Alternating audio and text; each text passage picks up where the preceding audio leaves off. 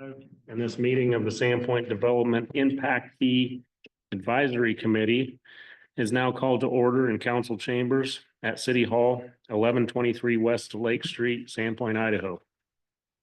For the record, I am committee member and Planning and Zoning Commission Chairman Mose Dunkel presiding. Also present are committee members Wayne Benner, Grant Simmons, Ivan Reimar, Scott Torpy, and Reed Weber. Will Mitchell and Scott Wolflager are absent. At this meeting of the committee has been called for the purpose of a presentation from the city's Development Impact Fee Study Consultant, Tisler Weiss. Yes. All right. And that is one word? I guess so. Okay. Yeah, two Okay. last names. Okay. Yeah. I will now yield the floor to Community Planning and Development Director Jason Welker to get us started. Good evening, everybody. I'm going to hand it off to Colin and Nicholas from Tisler Weiss. Yep. Point of order, we did not approve minutes from our previous meeting. Which was when, 2021. Not that far back, but I would entertain a motion to improve the minutes from our committee's February 6th. I make a motion, we approve them minutes. Okay, it's been moved and seconded. All in favor? Aye. Any opposed? Okay, minutes are approved, and then move was Ivan, and Commissioner Simmons was the second. Okay, please proceed. So I think it was probably last summer we began working with you guys on this effort to revamp our development impact fee study. And we are aiming to have the development impact fee study finished by no later than early June this year. With the goal of having the new impact fees in our fee schedule, which will be coming to City Council, I believe in June. So I don't need to say much more. We're going to hand it off to Nicholas and Colin here. We're going to give you guys a little presentation and show you how the study has progressed over the last 8 or 9 months. Yeah. So again, Colin McWeeny, advice. Nick here is with me. He's we have a number of different projects going on. So he's heard this presentation a million times. So he's just going to sort of stand at the back. But I have a lot of information to go through. Want to introduce myself, the firm, go through some sort of impact fee fundamentals, kind of sort of where we stand right now, like where the impact fee program is right now and how we're evaluating that. But then also there's some few slides here about growth development projections over the next 10 years. And, a lot of you are part of the development community. So we want to sort of get a sense, any input from you on, is this realistic or too aggressive, too conservative? And then just walk through next steps. We're still we just met with a bunch of all the departments today to sort of review some preliminary fee results. So we don't have that today. We're still sort of compiling the capital improvement plans and things. But next time we meet, we'll sort of have that sort of full packet ready to go for review. So the company Tisler Weiss, we've been doing impact fees in the state for decades now. All throughout the state, we're based in Boise, so doing a lot of stuff in the Treasure Valley, but all throughout the Panhandle here in Kootenai County, a lot of the fire districts, Sagal and West Side Fire, we're doing those right now. Also, North Side Fire, we updated that a few years ago, and throughout the state, all the way through Teton County. And we can keep this informal. So, have a question, just raise your hand, a lot to go through, but plenty to discuss as well. So impact fees, one-time payments that new growth pays to offset their new demand on infrastructure. So it's not on existing homes, not in existing businesses. It's really those new developments that are bringing in more traffic, more police and fire calls, more visitation to your parks, typically collected when the building permit is issued. And so those dollars are collected and then put into impact fee funds to help pay for your capital improvement plan. These studies are sort of this nexus test. And so there's sort of 3 legs to that: need, benefit, and proportionality. So we need to ensure that there's a need for impact fees, that you're growing at a clip that necessitates a capital improvement plan that has growth related projects in it. So sometimes they'll, present this to certain smaller cities that aren't growing, they might see like 2 homes a year. Well, there's an impact, right? Each home has an impact. But if you don't have a need for new parks or more roads or another fire station, then we probably shouldn't be collecting an impact fee. We want to ensure that there's plans for the dollars that we're collecting. We need to ensure that there's a benefit. So in Idaho, the code says 8 years. These dollars have to be spent. It does say 11 years in extraordinary circumstances. But importantly, if we come to a community and they have one project that's in year 10, 10 years is a long ways out. And so sometimes you might just not be a community ready for impact fees. If that's the case, if we still have sort of just hypothetical one project way far out, because we want to ensure that the dollars are being collected and used in a timely fashion. So we have a park improvement plan that has, projects in year 2 and year 3, year 4, year 7, ensuring that the person that pays the fee, ultimately the homeowner, is getting a benefit from those dollars. Is the fee a percentage of the development typically? It is based, so we have to do with the fee has to be based on the demand from the home or the business, not the value. So like building permits or the valuations, yeah. Because has to be, you'll see like single family home has a different number of people on average than a multifamily. Yeah. Generation. Exactly. Retail is different than office, it's different than industrial.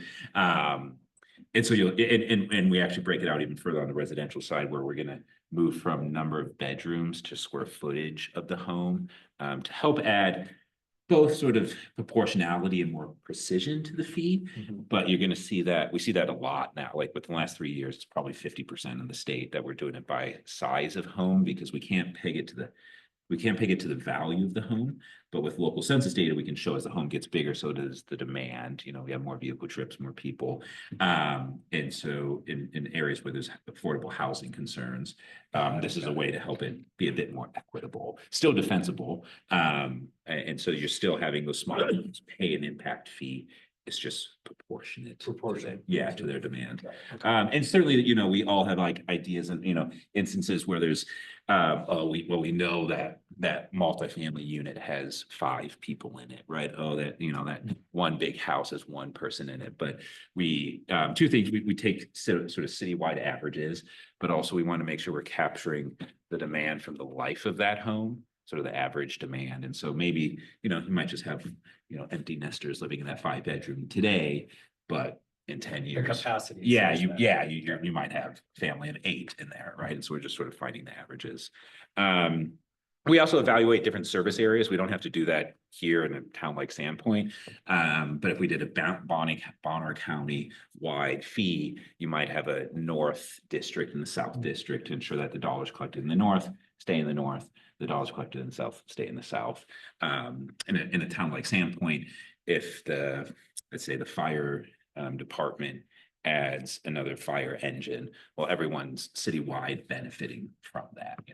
They have uniform levels of service. It's not, if you live in the north, you're getting a different service than if you live in the south. But if you have big geographies, you might see that split out. So importantly, impact fees cannot go to maintenance, cannot go to operations. If you have a leaky roof, that wasn't because of people that moved in here in 2026, that should fall on your general tax dollars.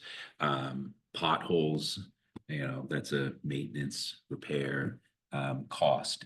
We're not adding capacity to the system by addressing those impact fees.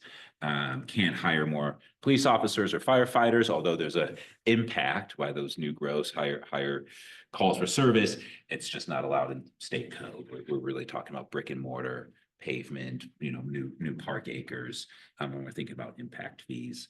So I'll give you examples here. So like if you're looking at a park, net new playgrounds, adding like ball fields or net new improvements would be impact fee eligible, but replacing that rusty slide isn't. That's just part of your maintenance schedule.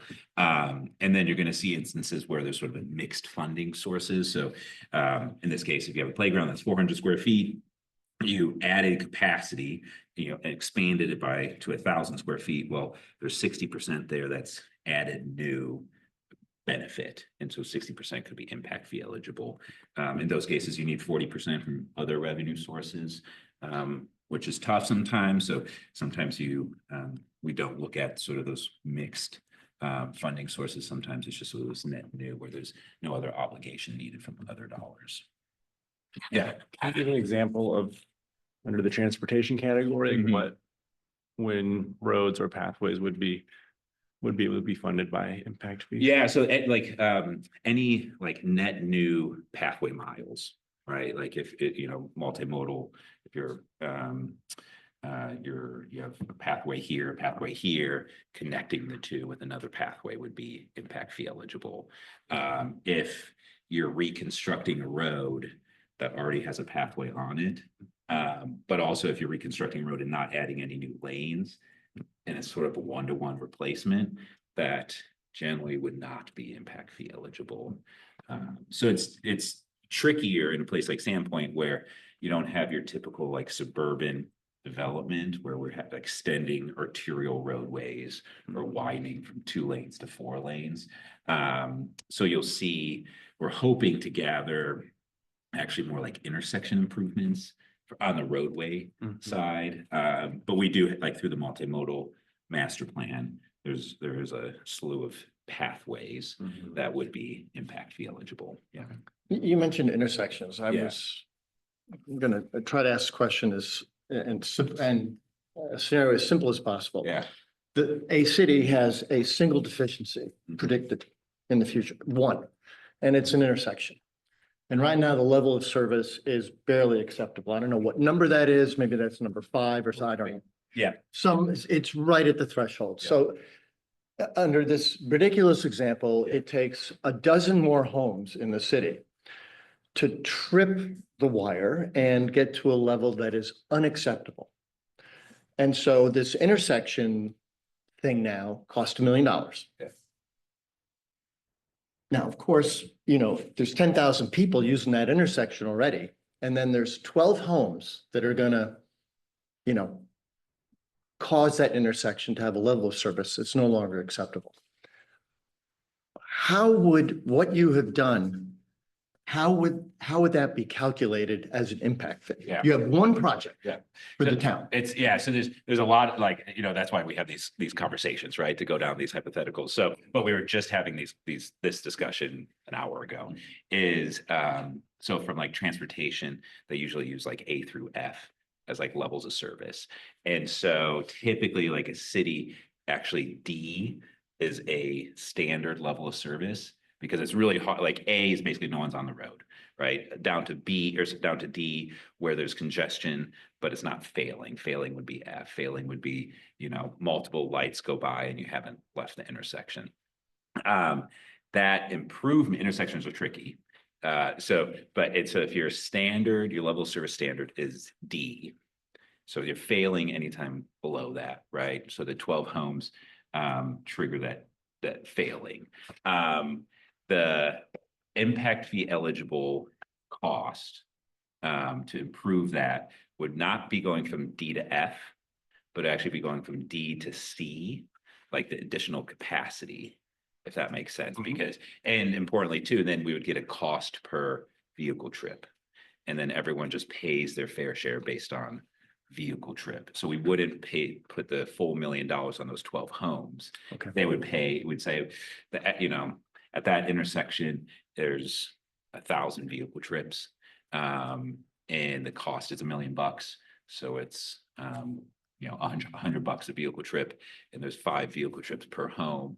And so each home would pay So that- $500. Even though that if those 12 homes, if for some reason in this other planet that doesn't exist, that the city said, no, we're not gonna make the rest of us pay $999,000 for that intersection because right now it's okay. And it just takes 12 more homes and we don't want it. The cost benefit, we don't want them. Yeah. I know we can't do that, but the point you're reaching is that this is a community and we're all using that intersection. And the answer is just because it goes to a level of service that's unacceptable that requires some action, doesn't mean that it's only those people who are causing that Yeah. change in the next 5 years or whatever period of time is. It's everybody. So, Right. yeah, you'll see in a slide or two, there's like myths and misconceptions. I have a slide. And the last bullet point is that all home builders hate impact fees. That's that's a misconception, because an example I use, it more like a suburban example, but to your point, is if as that intersection gets congested, no one is paying their fair share to address that congestion. It's triggered when that last home comes in. And in scenarios without impact fees, that home that development may get the full burden of the $1 million, instead of everyone chipping in to pay. Okay. And so like if you're in more suburban instance, you have an intersection, 3 developments come in, they don't pay anything. It's the 4th one that triggers the big improvement, and that full burden is on the 4th development, not on the 3 that came in. And so that's where impact fees are more proportionate in like, everyone pays a fair share, right? And that's where. Including a guy that's lived here 35 years or maybe, 5, whatever. I mean, we're all paying. Well, yeah, and Through taxes or us taxes, impact fees for. yeah, the new guy. a theme you'll hear is we can't make up the sins of the past through impact fees. And so we have to understand where the deficiencies are in the system. And sometimes in those deficiencies are previous policies, deferred maintenance that can't be made up through, the homes that move in here tomorrow. We have to look at, so those growth related needs, trying that cost. Yeah. So it's a lot. Yeah. And so, sometimes, I don't think this is the case here, but if you're in a small community and you have just one big annexation that's going to occur, maybe impact fees might be the best thing. Maybe the best thing would be going through a development agreement process, the entitlement process, and require that big annexation to actually bring in more dollars than what you would find from an impact fee, because the impact fees proportionally higher, because of that unique development. Not the case in Sandpoint, but there's instances where it might be more advantageous for a community to go a different route than impact fees. So they're complex. Yeah. And you'll see, it's tricky because from the roadways, we're still sort of gathering this information, but we need to identify those growth related projects when we're calculating the fee. Mhm. And that's a hard, it's not as apparent when we look at like capital plans and master plans on what is future growth related, because that's who we're going to collect the fee on. And so you'll see eventually when we put this together, some of these projects are going to only have 60% impact fee eligible, or 40% or 20%. And if the city adopts this plan, we can get you the 20% for that project, but you're committed to find the other 80%. You have to make this plan whole. And is the juice worth the squeeze? Will be, yeah. Yeah, so it's not as straightforward, especially in a community like Sandpoint. So, other things in Idaho, we're kept in separate interest-bearing accounts, have to spend, typically within 8 years. We need to have an advisory committee. What happens after 8 years? Does it revert to? So it does say 11. So yeah, but in extraordinary circumstances, but they just don't define what extraordinary means. Here comes the attorney, right? Yeah. But if that goes, if dollars aren't spent in 12 years, then those dollars can, despite like state code, be requested by the existing homeowner to get those dollars back. So it's still on the onus of like the homeowner to do that. The city doesn't just automatically start writing checks. Advisory committee, you have a couple of roles, but you also have this annual monitoring report, which hopefully you're just reviewing the financials to see the dollars coming in, but also expenditures of those dollars to make sure that they're sort of up to snuff. Importantly, we need this capital improvement plan, this CIP, that does sort of guide the program. We look at those capital plans for parks, for roads, for police and fire, and we need to make sure that we've sort of right-sized the fee to make sure we're not overburdening growth or overcharging growth. These studies should be updated every 5 years. We'll just leave it at that. And then we're talking capital facilities that have a 10-year useful life or longer. So it's not necessarily the chairs that we're sitting in, but big brick and mortar. Where this sort of comes in question sometimes is if we're looking at a police department, it just depends on the community if they're running their cars more than 10 years or not. If they're running them 6 years, then we can't expand their fleet with impact fees, but typically a police department is running in 10 or 11 or 12 years. So in those cases, we include police cars and that, yeah. So you're saying roads can be a portion of the impact fee? Yeah. But but the caveat is we need to have a capital improvement plan identifying those growth related road projects. I mean, we've got a Ho Chi Minh Trail called Cedar Street. And I mean, I can name about 7 others. And speaking to unnamed people within the city, the answer was we got no money. Yeah. And so I think if we're going to be looking at this impact fee, I think we ought to put it in there. And I'm, as a developer, I mean, I understand impact fees. They're important. I mean, any developer that screams and yells about it, they're certainly not as absurd as they are in other states. And the heck with them, but on my list of things that are really important, roads was number 1. So Is it Cedar? I'm just giving you a down. No, Cedar is, it looks like 1972 Ho Chi Minh Trail under Rolling Thunder. I mean, it's a mess. Current plan for Cedar. Yeah, that Cedar between Division and Lincoln, but. Yeah. Yeah, there's a plan. There's a sign out there. But that goes back to Colin's comments earlier about, resolving level of service failures is different than fixing deferred maintenance of streets that weren't, when they were built in the 60s or 70s, weren't built to a standard that allowed them to last for 100 years. Speaking specifically of Cedar Street, this side of Lincoln, 2 good size small subdivisions, but I mean, I don't even count the homes in there. I bet you there's got to be at least 25. They essentially tripled the traffic that was going up and down that road.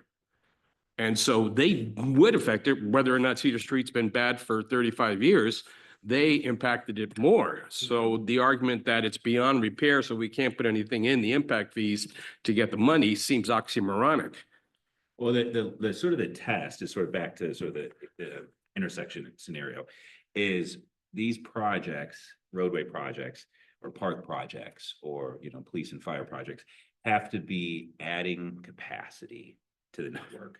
So if it's a 1-to-1 replacement, so if we got Cedar Road and we need to reconstruct it because it's, 4 inches deep and it should be 8 inches deep, whatever it is.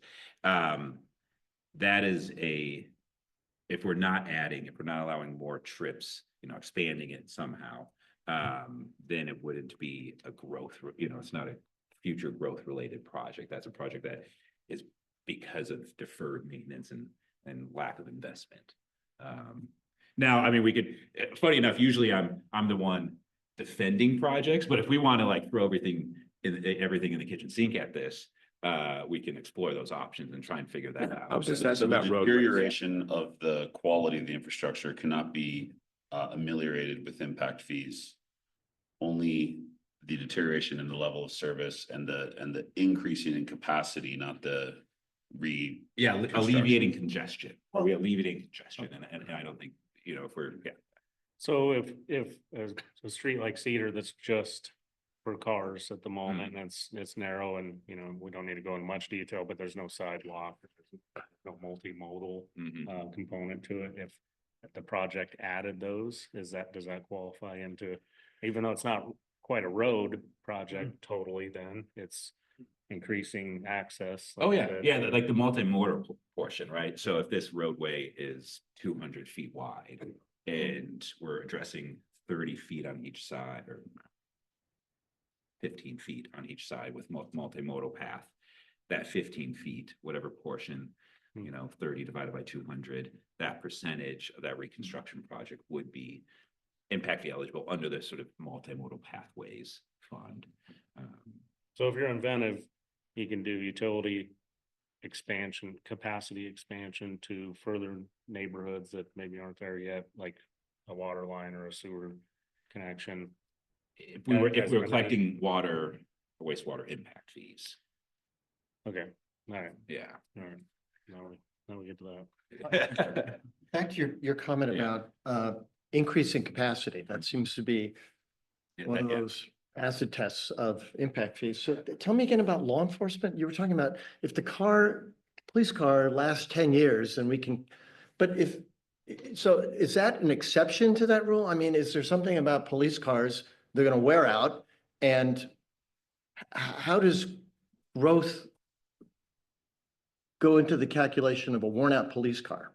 Well, it would be if we had 10, like if we have 10 patrol officers and we went to 11 patrol officers Oh. and it's 1-to-1, Oh, if it's a take-home car. Oh, we I could- see. So you have to add a car Yeah. because of the people, and if that car is going to last for 10 years, not for the existing 10 cars. Got Exactly. it. And then, Okay. and then importantly, that 11th then goes into the replacement cycle.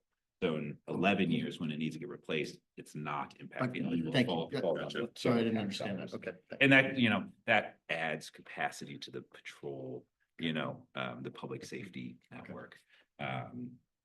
And so, really, I think importantly is like, this impact fee study myself sort of stands in between of making sure we're addressing capital needs by the city, other priorities by the public, but ensuring that this is as defensible as a study as possible if we get legal challenge by the development community. And so there's these certain, maybe conservative approaches that we take, but ensures that we aren't overextending ourselves, pushing that envelope too much when it comes to impact fees. That, importantly, this is probably one of the strictest forms of revenue a city can collect in Idaho.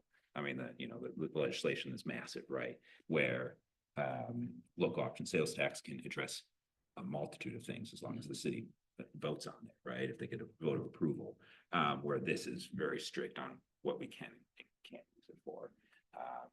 So sometimes it's not a silver bullet that we're hoping for. Yeah, so roads, transportation, parks, public safety, and utilities.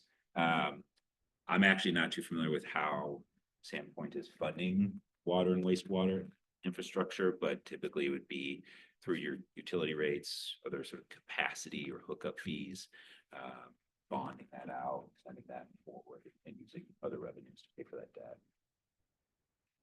Advisory committee, so at least 5 of you, I think 6 or 7 of you, have to be resident in the jurisdiction. We need a few of you to be, represent the development community.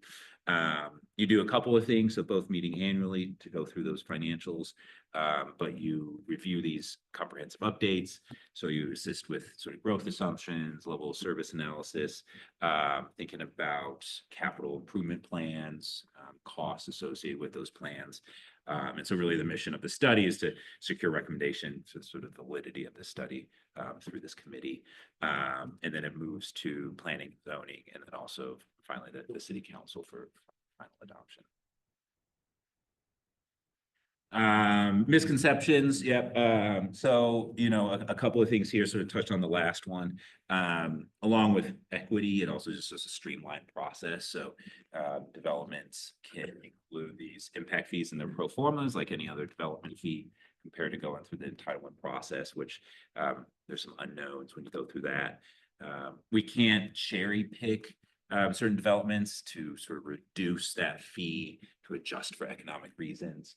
Not really the case here, but in states that are really heavy on sales tax, they might try and sort of gin up the fee to not be heavy on retail.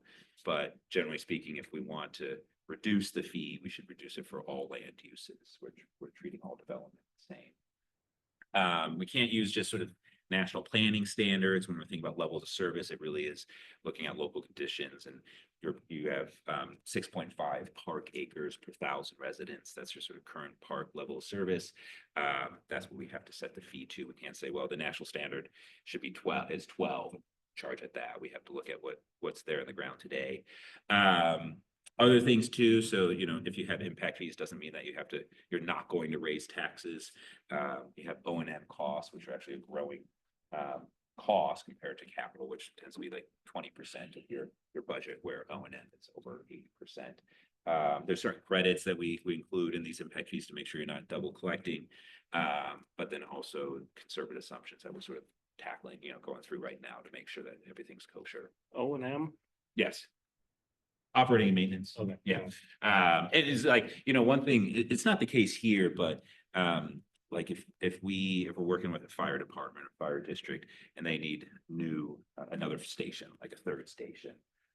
Well, maybe we can get you the impact fees to fund that $8 million station, but it costs $2 million a year to man it. Do you have the operating budget to man that station? If you're not familiar, there was a bill, House Bill 389 a few years ago, which further limited the ability for taxing jurisdictions to raise their property tax every year. And so that really sort of hamstrung basically all service providers in the state, how much they can raise their property tax. So you might be growing at a really good clip, but you only can capture a percentage of that growth every year. So in our rural communities, they might be growing at 20% every year, but they only can capture 8% of that because of House Bill 389. So these are important questions that, it kind of opens Pandora's box a little bit. It's like, well, we're kind of just looking at this specific thing, but that opens up a larger discussion on how budgets are constructed. Some different methodologies we use. First one is sort of looking backwards. It's cost recovery, because we can use impact fees to pay off debt for growth-related projects. You would see this a lot actually in utilities, where you've expanded your wastewater treatment plant to allow for 40 years worth of growth. You've issued a debt and then like a portion of the annual servicing of that debt could come from impact fees. One that we typically use is called incremental expansion. And so that looks at today's level of service. So you have 6.5 park acres per 1,000. We'll set the fee to that current level of service. So as you grow, you incrementally expand to keep up with levels of service. So it's kind of safeguards what you're providing today. Other approach is plan-based approach. Sometimes that can actually get you a higher fee, but that plan, it might be like, for a big highway district, it might be $100 million. 60 million of that might be growth related, and we can capture that 60 million over the next 10 years, but there's $40 million that you're committing yourself for other revenue sources. But then also you've committed yourself to that plan. And so if growth doesn't pan out the way you're projecting, you still have to make that $100 million plan whole. So you actually expose yourself to even further risk. And so that's typically plan basis, like with transportation or utilities, where there's a large buy-in, where we either have other revenues or commitment to make that plan whole if we don't get impact fees or not, right? It's still a priority that we're going to sort of uplift anyways. Evaluate different benefit zones, not really the case here, but then also evaluate credits. This would have been the case if your local option sales tax passed, and if those were going to similar projects like a park expansion, you may see a slight reduction in the impact fee to make sure that future homeowner who pays the impact fee isn't also paying sales tax going to the same thing, that they're sort of net neutral. Actually, at this point in time, there's actually not too many other revenues that we have to accommodate, but that's sort of what we have to go through with each community. The overall process is we start out by, working with Sir Jason and his team, developing services and planning to understand growth projections. Then we sort of sit down with different service providers, department heads, to understand levels of service and capital plans, evaluate those methodologies and credits. Then we sort of package that all for draft fee calculation, present that to the DFAC, other stakeholders, get input and incorporate that into the report. and then go to planning and zoning. Because the capital improvement plan actually sort of has to be amended into the comp plan, so we have to go there first, and then the city council for sort of final ordinance and adoption. So this is the Yeah. collection of the fees, not necessarily the allocation of the fees, right? Well, both. Yeah, we're doing a full comprehensive Gotcha. update. Yeah, so kind of collection, Yeah. but we'll show those capital improvement plans of Got it. where, at least right now, in 2025, where we think those dollars are gonna go. So Yeah. getting back to, let's say, Ivan's notion of like Cedar Street. Oh, let's not bring that up. No, again. or Scott's consideration of like 12 homes trip the intersection report such that it's now failing.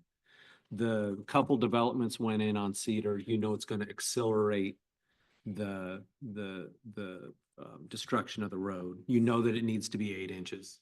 Impact fees aren't going to make the road fixed. Mm. And the incremental cost of the 12 homes isn't going to fix that intersection. And so this isn't a question necessarily for the thing, but how does the city decide which one to do? Well, of those two options, I don't think Cedar Street in any world could be eligible unless we plan to add lane width and add capacity. The difference is if you're doing it a stoplight. Forget about Cedar Street, forget. No, but any example like Okay, that, you're, alright. one of those is a maintenance project, one of those is a capacity project. So Gotcha, only gotcha. the stoplight at the intersection could be eligible for development impact fees. And that's something like internally, like we'd love nothing more than to Yeah, I fix bet. all our roads using development impact fees. But you never literally would. can't fix any of your Yeah. roads using development impact fees. You can only add capacity to your road system. So all you can do is add new road, Or new capacity to existing roads, but you can't like repave a road. even though that the It's growth increased that caused trips it to are gonna- fail. Yeah. Yeah, That's where like- my head's going. It's like. That's where my head always goes. And he always pushes back like, oh. Well, the thing is, this is like municipal finance, right? So Yeah. we're honing in on a small sliver of a large pie, and that Mhm. small sliver being like capital expansion. Because theoretically, your tax rates should be. Commensurate should be to calibrated maintain to, service. Yeah, address Got it. these deficiencies. Okay, If there's been, so that's a separate problem. priorities in the Got it. past that have led us to here, we That isn't can't- an impact yeah. fee problem. That's not because people moved here in 2026. Yes, that's people are sad to pay taxes problem or whatever. Yeah. Or Yeah, whatever. yeah. And this is not new to Sandpoint, right? We sure everywhere we go in the state or everywhere, right? And no one wants to pay more taxes. And so there's just these buckets of costs. We can Yeah. only address one, and it's really like the state code is really, explicitly says we've looked at existing deficiencies and other revenues, not impact fees to Gotcha. address those deficiencies. Now, how do we define that deficiency? Is it a failing intersection? Not a failing intersection? So the capital improvement plan doesn't just say in the year 2028, we expect to have a population number of travel trips or whatever there. That back to this theoretical intersection, it's going to fail. It has to go beyond that and say, and impact fees are going to pay 17% of this because that's all that's fair. And the city's got to come up with 83%. Right? I mean, Yeah. and Yeah. somehow the city knows all this. I mean, it can keep track of all this stuff. I mean, Hopefully. so you can't spend the 17% unless you have the 83%, Yeah, right? exactly, Because you yeah. gotta have I 100. guess my point was the homes get built, the intersection still doesn't get fixed. Well, I mean, so Right. you got a million, you don't have one intersection, you have a million of them. I mean, Right. and it's not all 17%, it's whatever it is, I mean. Yeah. Who is keeping track of this stuff? We decided if you have an intersection that's 100% growth related, right? It's 100%. It's 100% attributable to growth. There isn't an 85% coming from the taxpayers. Yeah. It's 100% growth. And that's gonna build capacity for 100 homes, but you only have 12 in front of you. That developer is on the hook to do one of two things. Pay for the improvement and seek reimbursements from others who benefit to come after, or not build. Because they trigger the improvement. That's for a scenario where it's 100%. Yeah. Growth attributed. It's improvement that doesn't have the split between something the community enjoys and. But we're not talking an impact fee, we're talking about as a condition of approving. That's right. Project. You're approved if you. That's different, right? So this is, we're talking about something It's, different now. Okay. it's a little bit different what we're saying. It's for an improvement that's truly 100% growth related.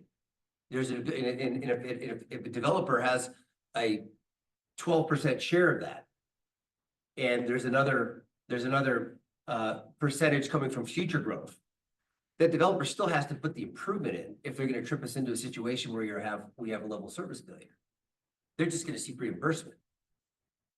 That's a little bit different than the split between an impact fee. But that's not an impact fee. Right, Okay, yeah, that, okay. yeah. All right, so that's even more complicated. Okay, good. That's But another I guess level. my point. It's a was growth you management got- thing. You got 13% of this, you got 17% of this, you got 9% of this. You track it, but you've got really hard decisions to make in terms of what you can actually do. The reality is, I'm glad you're all sitting down. You are witnessing and starting to understand the third greatest Ponzi scheme of the world.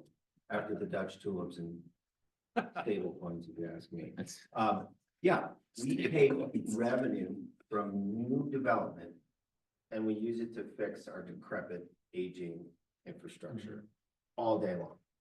In fact, if you do an analysis of, if we captured, let's use the Cedars at Sandpoint up by the Latter-day Saint Church up north of town. Do you know Cedars? By the fairgrounds there. It's one of our newer subdivisions. I did an analysis and said, if I kept every tax dollar, all the tax dollars paid and collected by the city of Sandpoint from that new development, all the houses get built overnight, we keep all that. We don't do anything else with that money. We just put it in an account just for that development. After about 18, 16 years, you need to grind and repave the roads. So you do that. That takes a big chunk of it. For about 25 years, you actually have to really go down, rebuild, replace the roads. That takes about the rest of it. If you keep 100% of the tax dollars from a new subdivision, you're lucky if after 35 years, you can replace the infrastructure that's worn out. On the existing base, Yes. just on the existing base. And that's not hiring And a police that's not officer. fire. Yeah, Sure, not- that's not not fire. safe. Planning, that's not Water, water, that's not rec. Yeah. Water actually does a pretty good job in sewer. That's a separate account. Yeah. But the rest of it, yeah, this is, there's, go to Strong Towns, read Chuck Perron. This is the greatest Ponzi. So we're just paying it forward, baby. Yeah. That's it. But yeah, you live and die on growth. Yeah. And it's not strictly Sandpoint. I mean, I mean, pretty much every community. And we haven't nationally, we haven't figured out a way to figure that out. So you need the growth. Basically. Oh, geez, that's what I wanted. Yeah. Well, I think it sounds like it's completely contrary to what we're being told here, that you can only use impact fees for increasing capacity. So how can what we're talking about do anything for the pyramid scheme you're describing and break that? I mean, that's a failure of, realistic accounting of what it costs to run a city, I guess. I mean, and I get why you don't do it, because you wouldn't have a job, I guess. I mean, someone would say, forget you. So so how does this answer that? I mean, I'm confused why you even brought this up, because apparently that would be illegal to. Yeah, you can't use it for maintenance. Yeah. But yeah, so you have to like either do one of two things, defer maintenance or raise taxes. Forget about And if you can't do one, then you do the other. No, it's a sinking ship. I will tell you, this is a sinking ship. In Idaho, at least. So it's And- tricky. And the best, the way I describe it, Colin might have mentioned this. Good to see you. The best way I like to describe it is it prevents a bait and switch. In theory, if 10,000 people move to this town in the next few years, if they visit today and say, wow, nice parks, they're relatively uncrowded. There are 50 people in my park today. I want to move here. And you're thinking you're going to get that same park experience. Without impact fees, 10,000 people move here. There'll be a lot more people in those parks. It's a bait and switch. Oh, come see our amenities, but there's no way we can afford them. With impact fees, 10,000 people move here. In theory, our level of service for parks, we will collect those, we'll buy new parkland, put new amenities in them. And 10,000 people later, you'll have relatively the same park experience. But then you're stuck with that law that says you can only raise taxes so much because every park requires somebody to cut the grass. Yeah, the legislature believes that, and in principle, cities shouldn't be collecting more tax revenue than they need. So in theory, if we're doing a good job, we can cover our maintenance. And in reality, that's not even close because they've capped our taxes to 3% a year. So. I don't know how much more we gotta get through tonight, but I am curious on how the city thinks of the allocation of impact fees. Yeah, Well, we yeah. won't go through that tonight. Yeah. And like parks is a good example where there are probably more wins with park impact fees than there are compared to like road impact fees. Because the maintenance, I mean, although we still need to mow the lawn, it's not, grind and overlay, right? And so there are a bit more wins that we can have. And the staff has worked with the park board to identify those priorities that you'll see as well. And like importantly to the allocation is we don't look at it as sort of like one big pot. You're gonna. It's earmarked for purpose. Yeah, fit for purpose. Yeah, exactly. Yeah, Got yeah. it, okay. So at the moment, I actually just sort of screenshot our old study. These are the different sort of like categories and components within those categories. So we're collecting for parkland acquisition improvements, so ball fields and playgrounds, rec center space, police station space, communication infrastructure for police, expanding of fire station facilities, adding to the fleet. And then on the transportation side, streets and intersections, and then in multi-use pathways is kind of what we're just, yeah.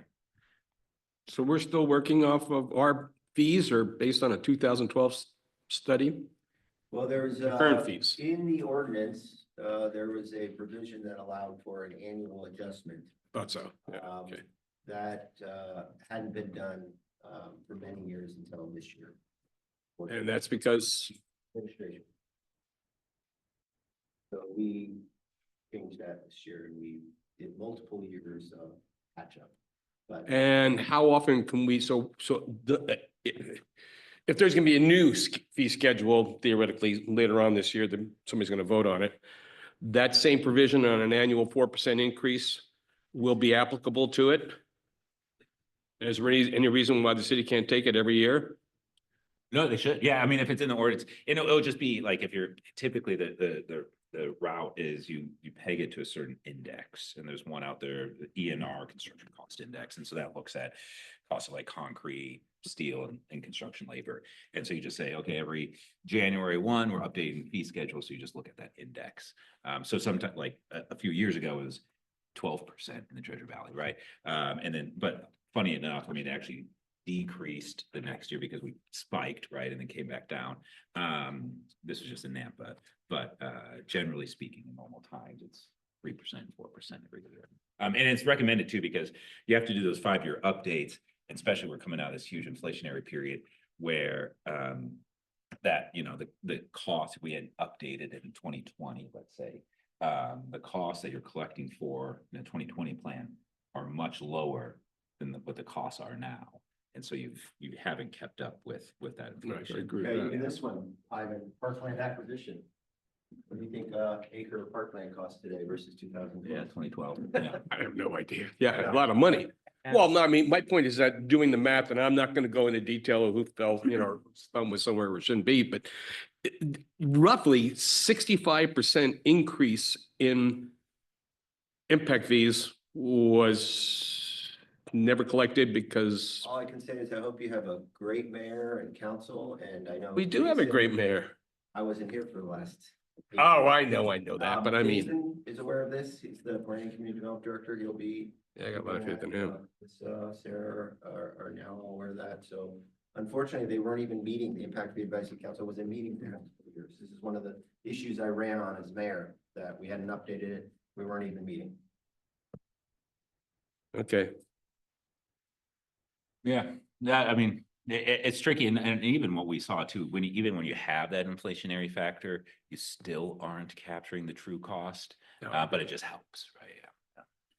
Yeah. So we're evaluating a lot of these. Importantly, it has been 13 years since we've sort of since department heads have sat down and thought about growth related costs in the frame of impact fees. So this list probably will be changing of what we're funding, what we're not. Last funding. 4 years alone, quite interesting to study in terms of accelerated growth, right? Oh, yeah. Yeah, go ahead. So the capital improvement plan for Cedar Street, let's just say, says in the year 2035, so 10 years from now, we got to replace that road. It's going to cost, in the year 2035, it's going to cost $1 million. Today, it would cost $500,000. Okay, but nobody cares about what it's cost today. They want to look at the dollars in 10 years when they're actually going to do it. And they predict with all these models what it's going to be. So it's $500,000 today. This is when the money would get collected today from the next guy who wants to build a house. But it's for a project that 10 years from now is going to cost $1 million. Now it's in an interest-bearing account, it says, so I don't know what that means, how much. So what is the basis for calculating the impact fee? Is it $500,000 as a project cost, or is it $1 million as a project cost? Well, I'd say it depends, but importantly, like if you're inflating it, we should be looking at current dollars. Right? Like if you're inflating, doing the annual inflation, is you should get close to the million in 10 years, right? If we're inflating it year by I mean, year. by the interest-bearing account. Yeah, yeah. Well, Because another we fee collected schedule. today and it sits in an account for 10 years. So does that portion collected today equal the same, the right portion 10 years from now, where the project costs twice as much? Well, it should, like, so that, like, if we said in current dollars, it's $500,000, and that's $100 per home. Right. And then the inflation is, okay, now it's $104 next year, and it's $108, $112, and so you're capturing that inflation Well, per you- unit with the fee schedule increasing. Oh, with the And- fee schedule Yeah, increase. Yeah, yeah. And we're not assuming that it all gets built in 1 year. It's, that area also has growth throughout the year too, or years. Yeah, so it's 10 years worth of growth and then you need to build it. And we've got 10 years worth of money and we're going to build it. I mean, that's. And it's tricky because Theoretical. you're sort of shooting in the dark a little bit, right? Like who would have guessed? Like that $1 million really is $3 million, right? As 10 years go by. And so you can't, this is a really tricky thing to do in Idaho, but it's, advantageous to bond finance stuff, right? So we know it's $500,000 today. We know it's going to triple in price in 10 years. We know it benefits everyone who's coming in, and we can also use impact fees to fund. So that goes back to that slide where there's these three methods, right? Yeah. And you just described the cost recovery method. Yeah. When you bond it. Yeah. And then everybody's paying back their share of that bond, but the whole community has this brand new, whatever it is, right now, right? The good thing is happening. Related. Yeah, yeah. It's happened now and the growth is paying its share of the capacity that you just put in. Yeah. So you're always ahead.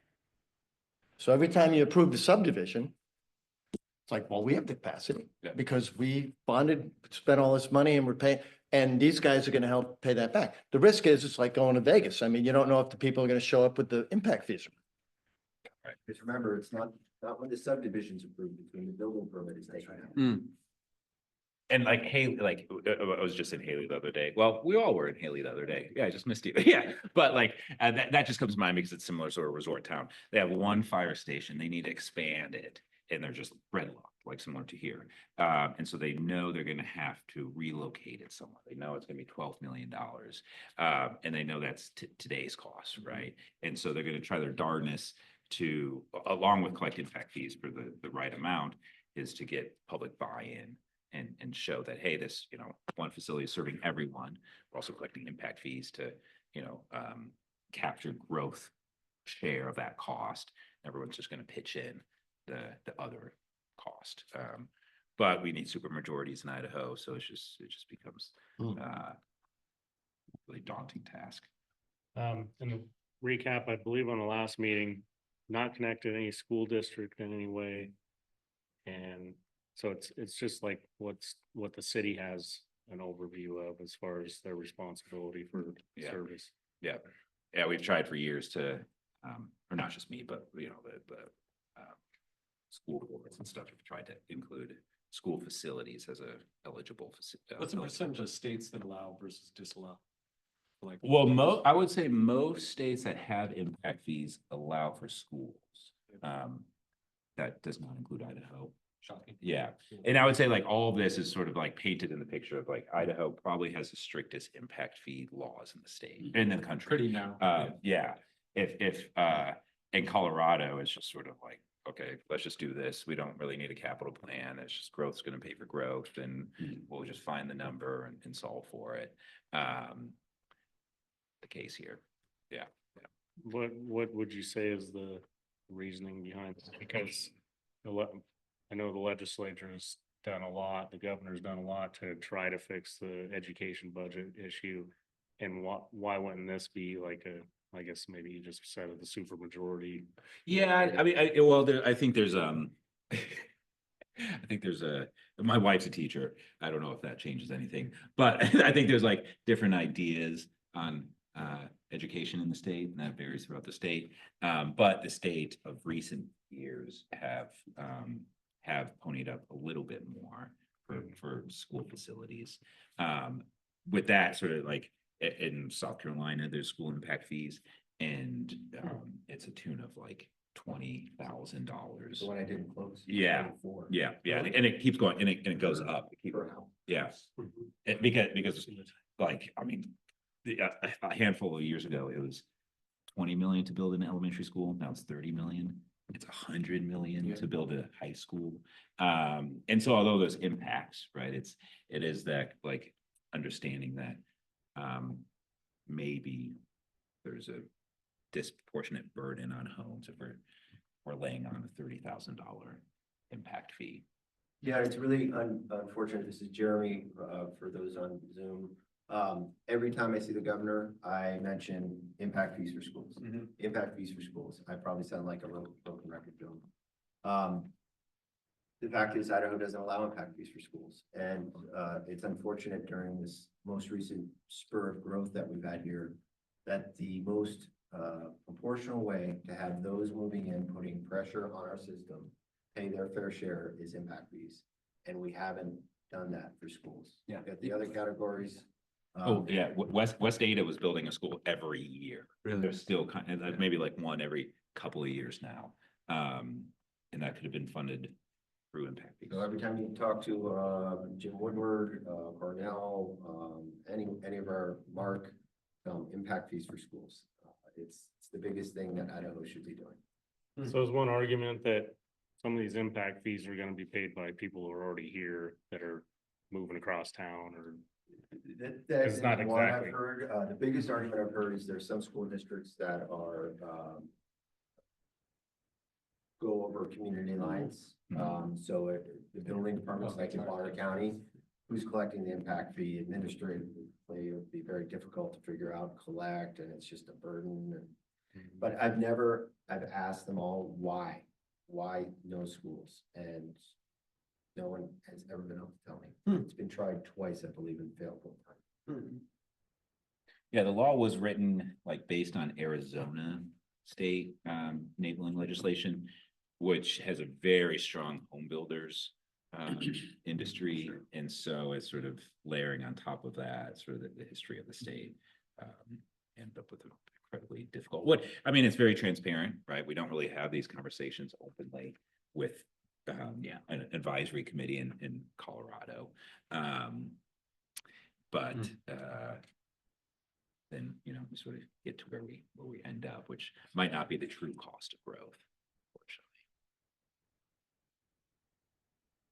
So, I mean, we could do like a dissertation on impact fees. If schools were allowed, I mean, it'd be a boon for business, but it would be a headache just of what like Jeremy's describing is like, we do this for fire districts, and the fire district may be serving 2 counties and 3 cities. And you have to go to each one of those jurisdictions to collect on the fire district's behalf. And so it's needed, but just a lot of hurdles. So right now, you know, here's the sort of breakdown for your fee schedule. I don't know if this actually reflects the increases or not. I don't know when that. Like what we did this year. 38%. We did a 38% increase because we caught up for the previous years when they weren't adjusting it. So we just went back a couple of years. I forget how many we went. I think it was 3. There was some question of how far we could go back without causing. Yeah. an issue. Right, yeah. We just went back. Yeah. Do you have any idea on the percentages to the average price of a home? Let's say average price of a home in Sandpoint right now is, let's say, $375,000. That's just, but that includes, you know, the land and everything else, which wouldn't necessarily be in the building permit. Because the building permit would just be for the construction of the building, not the land. Because it'd be nice to know the percentage, just a rough one. I mean, is it 5% the total contract value? Is it 2.5% of contract value? Right now, if you look at what's new homes being sold on the west side of Boyer Meadows, 3-bedroom home, 500,000. Okay, let's say 500,000. About 1%. 1%. So it's about 1%, but the 500,000 is inclusive of the land, whereas the impact fees are not applicable to the property. So let's say we take out 150,000 out of there, we're back to 350. Yeah, at the end of the day, it's gonna be a political decision. The council will vote. What Tisha Vice will do will tell us our highest legally defensible fee that we can charge. And then it's up to the council if they want, with your recommendation, whether they want to charge that full amount, or if we as residents are gonna further subsidize growth by lowering that to some degree. Some communities decide to lower them under the false belief that it's gonna make their community more competitive. At the end of the day, these numbers are the difference between a stainless steel or a blue enamel stove. Yeah, In a house, in a kitchen package. It's not a big number in a house. yeah, I would have thought it would have been somewhere between 3 and 5 would be a reasonable number. Percent-wise. Percent. Yeah, yeah, percent of the cost of construction. Of the build itself. Yeah, just the cost of construction. Inclusive of the land. And there's others too, yeah, we're not talking about like utility lookups and building permit fees. No, and other that's stuff. all, yeah, we're just talking just the impact. So I'm going to change the subject for a Yes. minute. That table made me think of a question I had. So on the subject of change of use, Yeah, like you have within a zone that allows that change of use, you have a building that's one thing and it was permitted as one thing. Now they come in and they want that thing to be something else. Right. And it has a different schedule. It's going to have more or less people, let's just say more people. more, yeah. Or a home. Somebody wants to add, I don't know, just add more space in their home. Yeah. You said earlier that there's a curve based on the number of square feet, but that somehow to me assumed that that's what they're building. And so what if somebody's building the increment? Do you just? Tell me how you. Yeah, if calculate you, that. and I don't know the ordinance specific, but there is plenty of arguments being that net new impact can be captured. So like, especially if you go from like a single family home and you build a fourplex, you've added 3 new housing units to that land, to that parcel. And so the city can collect for that net new 3, not 4, but 3. And same on the commercial side, like if you go from, you can see, this is sort of quantifying the impact on infrastructure, the dollar amount. And so your higher commercial impact, $5,000 per 1,000 square feet is sort of the highest. That's the most impactful land use. But if you go from manufacturing, redevelop into retail, that net new, what is that, $4,400 per 1,000 could be captured, and justifiably, because you're generating more police calls, more vehicle trips, densifying and bringing more people on. So that'll be part of the ordinance too, any change Yeah. of use. We did have a good example, is the Coachella building. If you knew the old Inkwell and before that, Londor and Lumber, when I managed that project for the build out of the Coachella. And we had documentation that the upstairs was warehouse. So they had a credit of $422 per square foot. They converted it to office. So they didn't owe the 1,800, they only owed the 1,400 delta for that upstairs. space. Oh, okay. Okay, got it. That's Jason's team. Just basically credit. So if you take your home from 3 bedrooms to 4 bedrooms, you pay that incremental, whatever. Yeah, the Edgewater Hotel is another great example. If they demolish it, they'll get a credit for the 57 rooms that are there. rooms that are there. But I was talking about in the future, we're not going to do bedrooms anymore. We're going to do. Square foot. Yeah. This curve. So if I'm at 100 square feet to my home, somebody's still going to calculate some impact for that 100 square feet. So like in those scenarios, it's definitely on the ordinance on if you want to assess, the added 100 on a home, if you just bump out the home. But there's plenty, I mean, there's plenty of cities that do, Okay, that make the argument that, hey, we can. but show we can do, you can do Yeah, that. yeah. Okay, that's fine. I think the big question for you folks will be, when this was adopted, the council had a lengthy debate on whether non-residential should pay the park fee. You'll see that parks, all this blank Yeah. there. Yeah. They do not pay.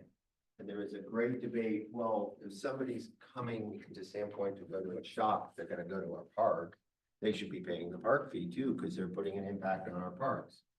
That didn't go over, so they did not charge the park fees for non-residential. So that'll be a question for you all to determine whether non-residential should also be assessed the park fee, which would effectively lower the park impact fee for our residents. And we're looking at ADUs as being a single family. Well, probably other side, like multifamily right now. Yeah, I can't tell you offhand how we're treating ADUs right now. I believe it's a portion of a single family. But yeah, moving forward, we were just talking about this, is if we set the fee schedule with like the lowest, the smallest grouping is less than 600 square feet. There's still gonna be a demand, but that will be proportionally smaller than like a normal single family. And so we'll have the fee schedule based on that, yeah. Cause the ADU allowance is not that old of a right.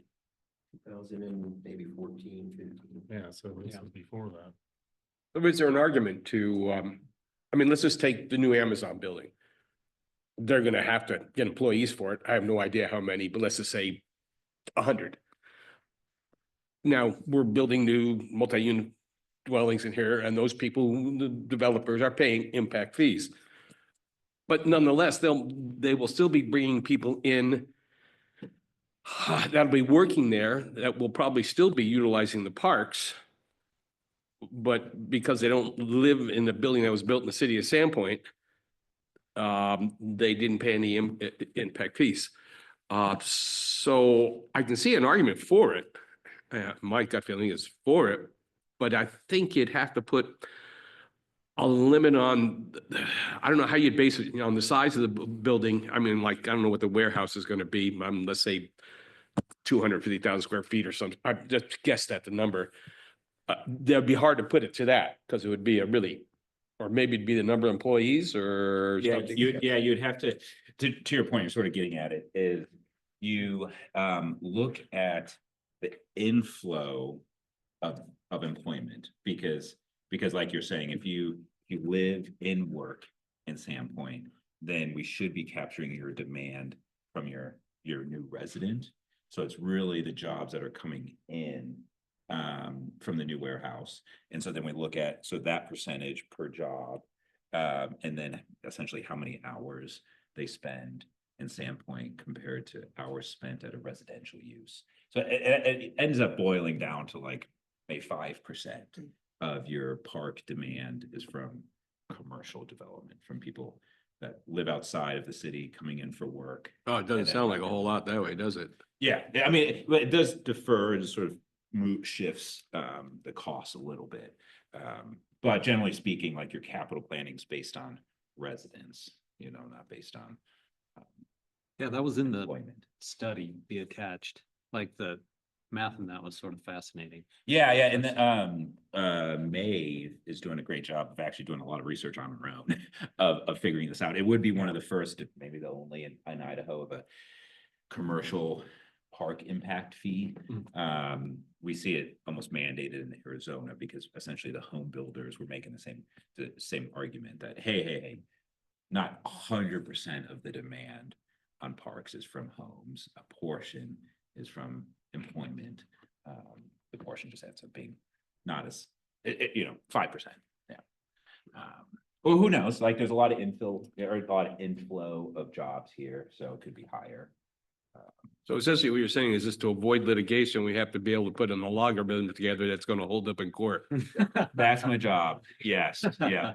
That's what I hear. And if there's buy-in, I mean, I think we definitely use this group as a test on temperature from the development community. You can see like retail, for example, shopping centers. they're paying a pretty penny per thousand square feet.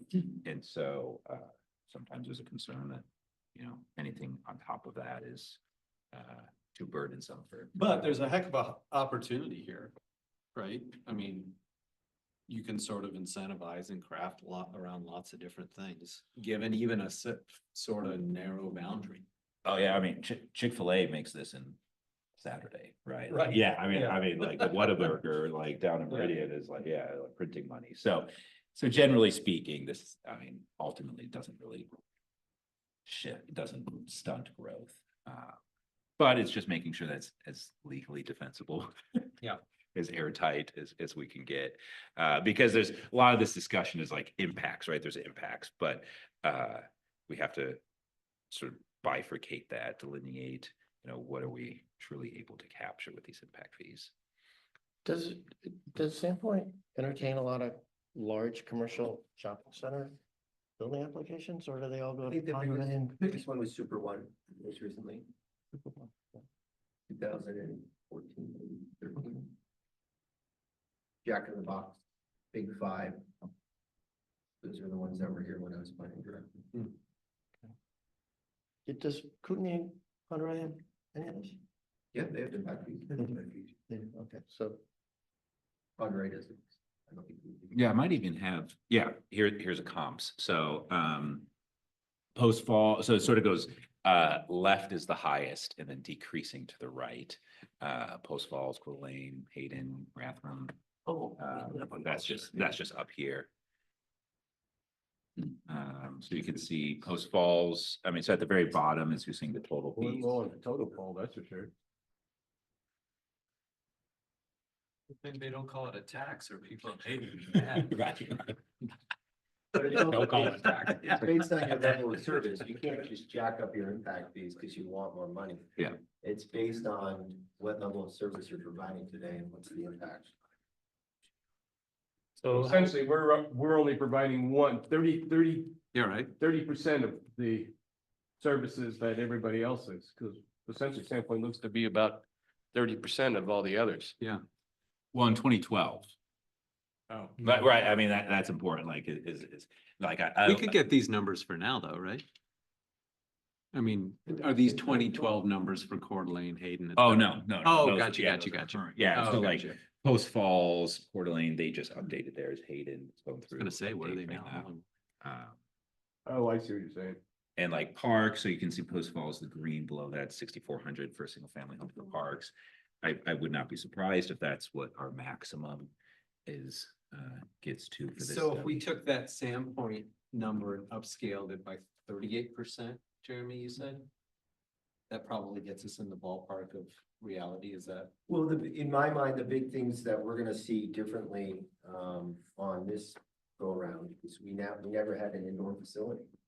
We now have a 8 million, now it's plenty big enough for future growth, so that would probably be a cost recovery. Colin will give you some guidance on that, but so that'll be an addition. We've added a level of service. Our parkland acquisition is gonna be more because price of parks have gone up. Our roads probably gonna be about the same, I'm guessing. I mean, the prices have gone up, but we don't have a great vision for new highways through town because In terms of net new road. right? Yeah, got it. Police and fire are difficult because the 10-year expectancy or lifetime. Cap. So you can't say, oh, I've got a Yugo today and I want a Ferrari. I'm gonna plan for impact fees like a Ferrari.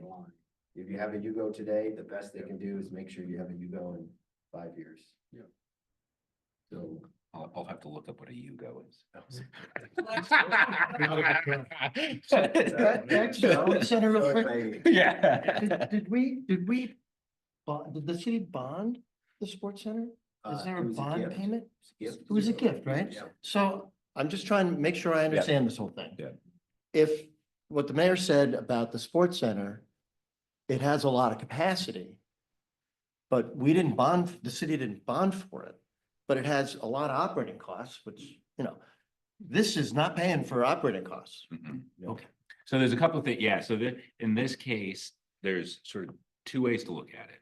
And it kind of depends on the community, is if that is our new level of service with that big new facility, And we set the fee to that current level of service. Mhm. What the city is also committing themselves to is providing today's level of service to future growth. Oh, so we're gonna build another one of those 10 years from now. That would be the commitment. Well, maybe not a replicate, but like something, now we're at a higher level of service. Now we're at the Ferrari. Even though it's got the capacity for, I don't know how Well, many people in this That's, town. so the capacity, there's available capacity based on where you set your standard. And so if you set the standard to today's level of service, there's actually no capacity. That means that every new person that comes in is putting you over capacity. So you have to collect the impact fee to Oh. accommodate those new people coming in. But this new sports center would have to be in the CIP, right? Yes. And would have to say, we're gonna build it for every 10,000 people, we're gonna Yeah, have a there you get 40,000 into square the foot, new we're gonna have a whatever. 2 acre. you know, whatever it is. Commensurate to the service provided by Right. the indoor thing. So- It might so, not yeah. have to be that thing, but it has to be Yeah. commensurate with that thing. So we go through this whole decision tree. Is like, this is your level of service today, especially parks is an easier one, right? And you're gonna grow by this. So this is the growth related need, 10,000 square feet of rec space, new recreation space. Based on today's level of service and projected growth. We need a capital plan that has at least 10,000 square feet. Justifying to collect at today's level of service. If we only have 4, that's fine. We just can't collect for the Ferrari. We have to collect for the Honda Pilot, right? Right, yeah. Somewhere in the middle, right? We have to collect for the 4, not the 10. And so that's just the whole decision process in here. Yeah. Colin, on that note, if we determine our level of services, what's the size of the Russell, 43,000? Okay, 20,000 square feet of indoor space per 10,000 people, about our population. We presently have 40,000. Do you think we'll be able to recover the cost for that additional cost recovery for the additional 20,000 square feet there we've overbuilt? Well, if there is debt issue, Only like what, with yeah, debt. it'd be like, what are we, Yeah. what only with debt cost issue. are we recovering? Yeah, Right, yeah. gotcha. And I mean, what you'll see too is so this sort of gets to the sort of conservative assumptions that we have to take is concerning like that facility and also City Beach Park. There's acknowledgement, I think, by everyone in the room that there's people outside of the city that use those facilities or going to use those facilities. And we even charge them differently, county residents versus city residents. And so the level of service has to account for those people using that park or that facility that aren't living within Sandpoint. And actually reduce out a portion of that facility and only look at what Sandpoint resident is using. So it's actually not 40, it's half that.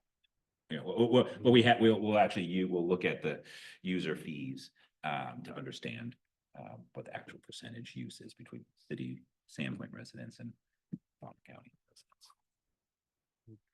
Boy, that's gonna be a. Yeah, it's just, all in the aim to like make it as airtight as possible. Yeah, and Well- what's the timeline for closing this loop? So probably within, hopefully the month, because we want sort of a week into it, but maybe beginning of May, we'd have draft fees for you guys to review. And is that a range? It will be a maximum. Got it. Yeah. Okay. So, okay, nothing's been said about like City Hall. I mean, this is a public thing and, you know, if the population of the town doubles, I assume we're gonna need a few more people around here and there's no room for them. So what, can you make a category for City Hall or you can't make a category? I wish I could, but state law, no. Yeah. Yeah. Mayor, when are you looking to have like? We're Impact trying to fees do baked into the our budget. budget. Sarah, the fee is July, is that right? Initial fee.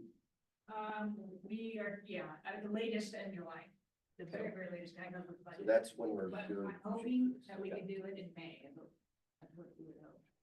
Sooner the better. Yeah, in the process, we'll sort of have that all packaged to you to review. Sometimes that's a couple meetings, we'll try and get that report out to you ahead of time. So if it's just absorbing all that during the first meeting, questions, input, and then meeting again, or if we're all for the committee. And is that in this setting or planning and zoning? setting? That'll be in this setting, Okay. and then, yeah, the planning. And then it comes in front of us in planning and zoning to kick up to city council? Yep. Is Right. that sort of the process? Yep. Okay. With a recommendation. Colin, did you touch on, I don't want to jump, did you touch on how you're doing vehicle trips, either trips or vehicle miles traveled? Not yet, yeah, yeah. Yeah, some changes, and actually, I don't think I've listed it here, but, you know, we're exploring, changing the residential fee schedule by square footage. And then also adding, institutional, which would just be like healthcare and education to the fee schedule, but also hotels. So charging them by lodging room. So actually charging them on, for like a park, basically assessing hotels similar to residential Percent of development. That, bedroom. yeah, Yeah. that like if you are visiting, and staying in a hotel, you're also going to parks and using the pathways, like a resident does, and so sort of assessing them, more similar to residential than commercial development. So if a hotel has been approved but not built yet, and this thing gets passed before somebody submits a building permit, they're subject to those fees. Would new fees go into effect October 1st or as soon as they're adopted by council?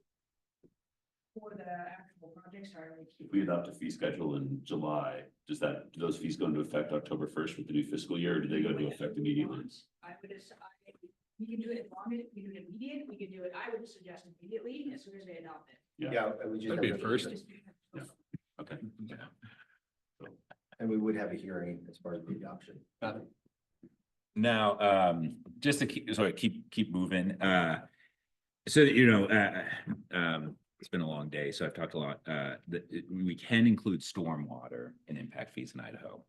Doesn't, you only see this one or two communities throughout the state, because there's some issues there, because there's existing deficiencies, basically with like similar to roadways, deferred maintenance that have to be addressed if we're also collecting a impact fee for stormwater. Also specific to Sandpoint, but in a lot of communities, there's also planning and zoning code that says new development has to mitigate their stormwater runoff. And so it'd be similar to if you built a subdivision and built a park that was open to the public, you would also get a credit for your park impact fee because you've constructed the infrastructure similar to where your impact fees would go. So if you're mitigating your stormwater runoff, where is the demand for expanding your existing infrastructure? Yeah. Maybe you'd only be taking out the portion of the impact fee that is like dedicated to stormwater. Or you would be saying, oh, because you put in stormwater, you don't have to pay park, you don't have to pay anything else? No, they're separate silo. Yeah, silo. Yeah. Now, and like importantly, we need a CIP. So there's not existing growth related capital improvement plan for stormwater. And there's a master plan, but it is a decade old. So there's just not enough there to sort of justify moving forward with adding a stormwater impact fee. Where does snow removal fit into something like this in terms of a service level? For instance, Sandpoint has great snow removal, I would argue. And to be able to maintain that service, given increased XYZ. Yeah, I mean, if there was a need by Public Works to add additional like plows. Yeah. So If we think could- 12-year, 15-year Yeah. lifespan, it would still fit under sort of that same If it's sort of like police moving infrastructure. transportation, Got it. you know. But that actually hasn't been a conversation we've had with Public Works yet. Got it. Yeah. So I'm gonna jump to sort of our like growth back in the day. growth projections. Right. Any other questions around like sort of general impact fee use, what they are, what they aren't? So I think you probably got like a demographic memo. But I wanted to sort of run through our growth projections, get any input here. So we kicked this off in 24. So to sort of to estimate sort of today's population in Sandpoint, we looked at the census, 2020 census plus homes built since then. And so we had about 4,300 homes, most of that single family. But since the census, 400 homes have been constructed. And so that's sort of net new residents since the census. Also, we don't just look at your full-time residents in a community like yours. We look at the seasonal population and then those overnight visitors, because those are also driving both your traffic, but also public safety calls. So we're thinking levels of service. We're not just thinking about the 9,400 permanent residents, but during peak time, how many people are sort of in Sandpoint overnight? And that's about 11,400. I had a question about the seasonal housing population. How do you determine that? So we just looked at like the US Census has sent like the percentage of homes that are seasonal use. Okay. And so I forget off the top of my head, but Standard. yeah, well, it was for every, it's just for every community. You'll see there's a reference here, US Census, actually maybe not in here, but the US Census has American Community Surveys. And so they basically survey communities every year. So they call people up every year. And that's where we get sort of like between the census sort of annual numbers. And they'll say, well, the people that responded, 4% of them said this was a seasonal home. And so that's where we get the seasonal population. Yeah. Is there any reason why you couldn't utilize current data? I mean, if Jeremy were to put together a small committee of the city to get the current data as best they could, compared to what your data you're using, and if there's substantial difference, go with what we know is the current data. In other words, I'm just trying to squeeze everything I can out of the towel. They do that. They do that. are building permits. Just checking on it. You do the census, then you add building permits. And if you don't know, I used to work with Colin as a colleague. Oh, yes, maybe we should have done that disclaimer. Yeah. We knew each other in a previous life. Yeah. So importantly too, so that's sort of like, we're at 2024, but we have to project out 10 years of growth. Our fallback is using current building trends. And so you can see the building permit information, and that gives a good idea of both what's sort of like what the market can bear, but also single family versus multifamily development. So since 2019, we had an average of 108 units, kind of a peak there in 21, coming down from the peak, but actually sort of coming back up a little bit. So actually sort of like meeting that average there of 108. Conservatively, we're going to think, we're assuming that 5-year average is going to move forward, and then a 65-35 split between multifamily and single family. These are sort of kind of hard, kind of nebulous, but from your standpoint, any input on sort of like development trends? Certainly, I think we're certainly leaning more towards multifamily, maybe even more than 65-35. 100 homes a year sort of seems like the new normal, but any input as well is welcomed. Applying that for the next 10 years, you can see the 10 years of growth here. So that peak population, so different than, so that permanent population going from 11,000 to almost 15,000, or 30% increase for the next 10 years. Most of that being multifamily, but some. Can you explain like the downward trend from 2025 to 2026, just a kind of an exponential downturn there? Yeah. Oh yeah. Well, we take in some like already developed like your hotel, like there's pipeline information in the first couple of years there. That's where you're seeing like the pretty big increases in the short term. But then we're assuming like the same amount of annual homes every year. So the growth rate is like relative. So if you assume 100 homes, the percentage will get a little bit low, like decrease over time. Still assuming the same amount of homes, like the absolute number, but the percentage. So you're stuck with a 108 for 10 years? Yeah. There wouldn't be any inflation increase since the overall population will be growing. Well, my concern is actually on the flip side, because at least at the moment, we're sort of landlocked. is I think we sort of right size this a little bit, but to see further like accelerating growth, you want to see probably opening of land, annexation of land into the city to allow for that. What about so many single family homes that are allowed to turn into a different, multifamily Yeah, in town right now? Currently, without doing anything different, they could expand. well, I don't think, has the market really? I just bring it up Yeah, because I yeah, know it yeah. is It's a new one, possible. yeah. And I think there's been, Bill and Jason probably have better understanding of that. There has been houses taken down and Yeah. bigger, newer houses built. Yeah. A little bit, that's what you'd want to see. I mean, if you're thinking 1,000 more multifamily, duplexes, fourplexes show up. You would have to densify. Yeah. And so planning and zoning, we don't see the single family stuff come through, Yeah. but we do get updates once in a while, which. So most of what we see is the multifamily, and it seems like that's been the big push for a while. Yeah. And because of the affordability, we're Yeah. assuming, but then there's subdivisions, that's been the next one, which.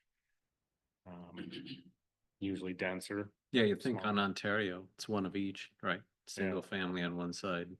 Yeah, most subdivisions are right around the 5,000 on the foot Lot. lot Yeah. size, which not all of them, but most of them are capitalizing on the land space.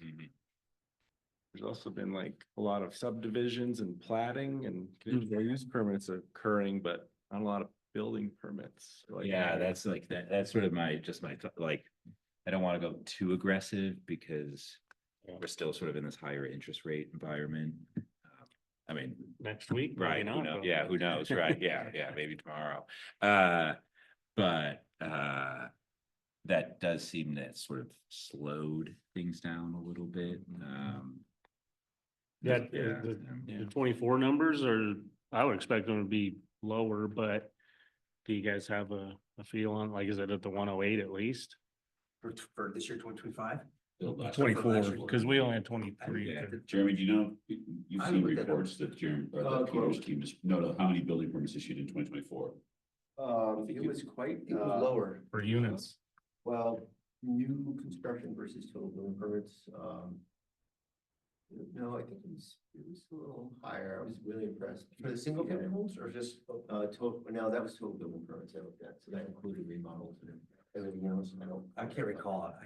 And so this says total units, so that would include single family and. Yeah, that's combined, yeah. Yeah, I mean, I think, looking at, for me, it comes back to jobs. If you look at, the, high prices are good for, the best way to solve high prices is high prices. We had a flood of developers, multifamily project, housing projects. In the 5 mile area outside of Sandpoint right now, there's less than 200 jobs.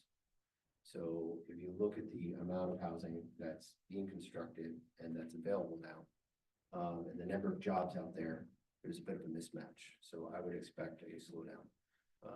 And you talk to the property managers, some of them are seeing vacancy rates they've never seen in these buildings. Lincoln and Pine, they're at 15% vacancy there. They've never seen that. Some of the new apartments on Ridley Village, there's just a handful of people and there's 36 units open in that one. I think we've seen the private sector react to the high prices, and as the private sector often does, they shoot the mark. They are pot committed. They spend a lot of money on designs, planning, and entitlement. Most of them are going forward. So, Well, we've seen several projects come through that nothing happened to. Yeah, So- they got through us and it's unbroken ground, so, yeah. But we're also speculating, we're looking at like this year, next year, 5 years 5 from now. Smoothed out, probably. the nice thing Right. about impact fees is if the growth occurs, you've got the mechanism to capture it. If the growth doesn't occur, you don't need the money because you're not growing. Right. So the nice thing is they're kind of self-regulating in that regard. I think I would argue that the 108 should be accelerated through the future, especially at the 10-year period. Because we do have 2020 in there, which is by far the lowest. Yeah. And we know why it was that low. And I don't know if you took the average of the others Right. and made that one, you might only get to like 112. Yeah. It's not gonna be significantly different, but if we're talking about getting, if we want to defend this in court, Yeah. then somebody might argue that. Yeah, and But- again, Maybe we could get 2024 numbers. Yeah, Just yeah, an we just idea. talked about Yeah, that. I'd like to yeah, see that'd it. be- I yeah. think we pulled it to this. Yeah. and then again, these are forecasts that if growth is faster, we'll collect more money. And slower.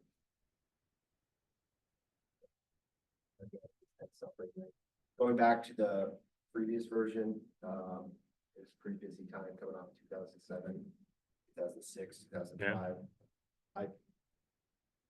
And having been on the model side of Tisch Devices, how they do this work, they're some of the best at making these projections. But if you get impact fees wrong, it sounds like there's plenty of flexibility to, again, send it back through. Right? I mean, Here, we should be you, doing this every 5 because it's every 5 years, right? So you're always chasing it to some extent, but you've got some windows to adjust. And if there's like a big game changer. In 5 years. Right, if there's big annexation that occurs, or, a big employer, or vice versa, right? We hit a massive recession, deep, long recession. Then sometimes you go back to the drawing board before the 5 years, just to make sure you're accommodating that, because I don't think the CIPs are gonna be overly aggressive, but let's say if we had a second fire station in the CIP, and that accounted for this huge amount of growth, and that never occurred, then maybe we should not be collecting for that big fire, that brand new fire station. So there's elements there. Yeah, let's look at the 24 number. That would be it, because I've been curious to see, because we were spiking, right, in the 21, 22, and then the market sort of deflated a little bit, but in most cases, it seemed like it had sort of popped back up. So we are sort of at this higher level, higher than pre-2020 numbers. Interesting enough, in Whitefish, they have really slowed to sort of a quarter of what growth was occurring during COVID. Funny enough, that's not the case here, but Well, they have that massive inflation. of yeah, value, too. Yeah. in a little different market, honestly. I mean, they're not really building workforce, affordable Yeah. housing, big fish either. So you're gonna give us the limit, Yes, and let's just say Plant P and Z says, yeah, let's do the limit, and then city council does too.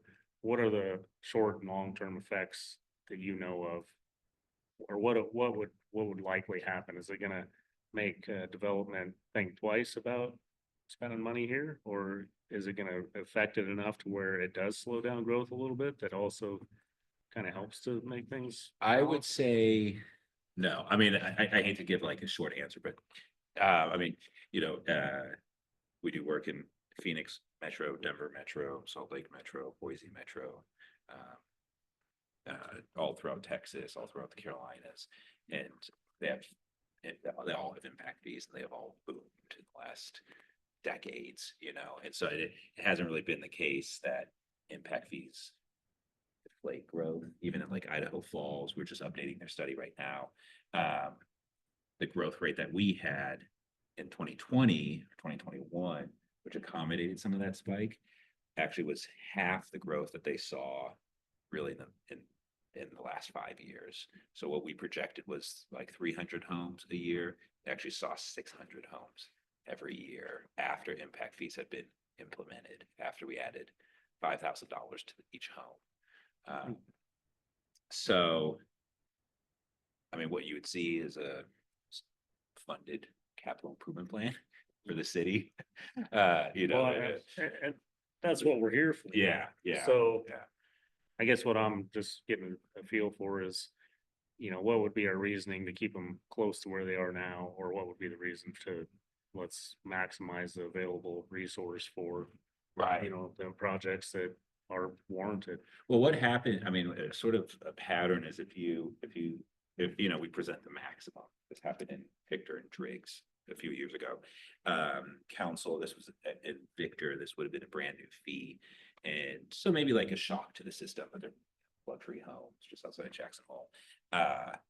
But they started having a conversation of, well, if we don't adopt 100%, if we adopt 75%, you can do the math pretty quickly. What does that mean in lost revenue to the city? And so, okay, that decision means that we, you know, lose out in $2 million for our parks. We can't build the pathways that are needed. So it actually sort of, there was like a aha moment for the council there of understanding in real terms what that would do to capital funding. And so they just quickly went to 100% because they understood sort of really the maximum just represents typically keeping current levels of service the same. And so if we adopt less than that 100%, we either have to find other funding Mhm. to keep up with levels of service or be okay with depreciating levels of service. And the recommendations we'll get, or excuse me, the percentages we get back, are they by allocated sort of usage? Park, blah, It'll blah, just be it's those same breakouts. purely based on like capital plans by department. So do folks go to 120%? No. Okay. Well, I wouldn't recommend it. Okay. I would not, yeah, right. Yeah. I wouldn't either. Yeah, yeah. No, okay, I was just wondering. So this is within the bounds of defensibility. Yeah, and important, like it will say. Got it. Like here, back to your current fee schedule, like 5,000 for, or, Yep. 7,000 for a home. We won't be able to say, okay, we wanted to keep it at 7,000. Yeah. But shift more money to parks or more money to police. Got it. It'll be set within these boundaries.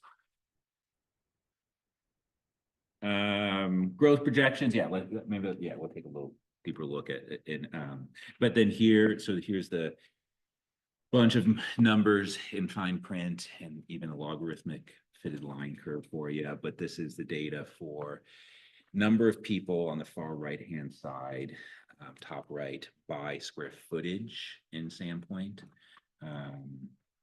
And so right now we've just sort of broken out by just every 1,000 square feet of growth.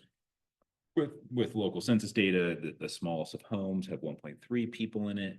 The largest of homes have 3.6. So we're actually almost 3 times the amount of people. And so the fee, if we follow this fee schedule, will be, proportionate based on the number of people there. So your smaller homes, this case would have a third of what the largest homes would pay. What we're going to do is actually add a smaller category to capture even smaller home, like basically the ADUs. So if you're building a 500 square foot ADU, that does kind of look different than a 900 square foot apartment. So we're sort of going to open that up or break it down a little bit more there. Commercial growth projections, so job growth, even harder to sort of plan out the future there. Idaho Department of Labor does put together growth rates by industry type. So they break it down by retail, office, industrial, and institutional. Based on those numbers, that's a 17% increase in jobs. There's about 8,000, 7,600 today. That's going to grow to 9,000. Pretty even split, but the most here is institutional, so more healthcare and education. A little bit office, a little bit retail, industrial.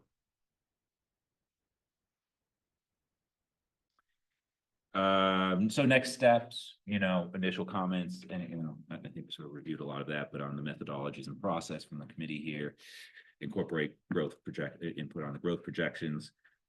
Hopefully within 4-week time, we'll be back together and reviewing draft results. Incorporate any sort of comments there, and move forward to P&Z and City Council.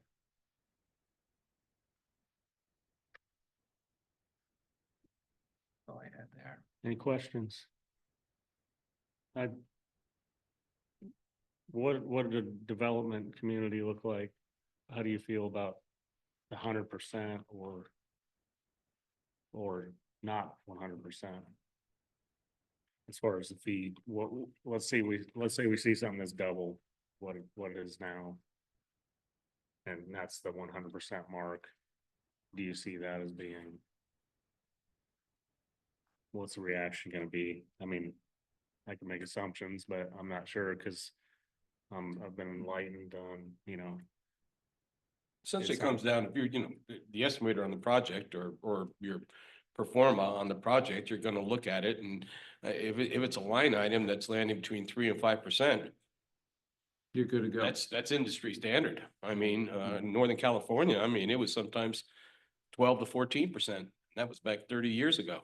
Lot of mouths to feed in terms of where those fees went, or is Well, it? stormwater, they had stormwater. Oh, in was their it? It fees. was all baked into. It was all that was in all there. in It was a there. massive fee, but I'm saying, yeah, I would think that you stay within 3 and 5%, it's, especially when you're selling homes at $570,000, I mean, yeah.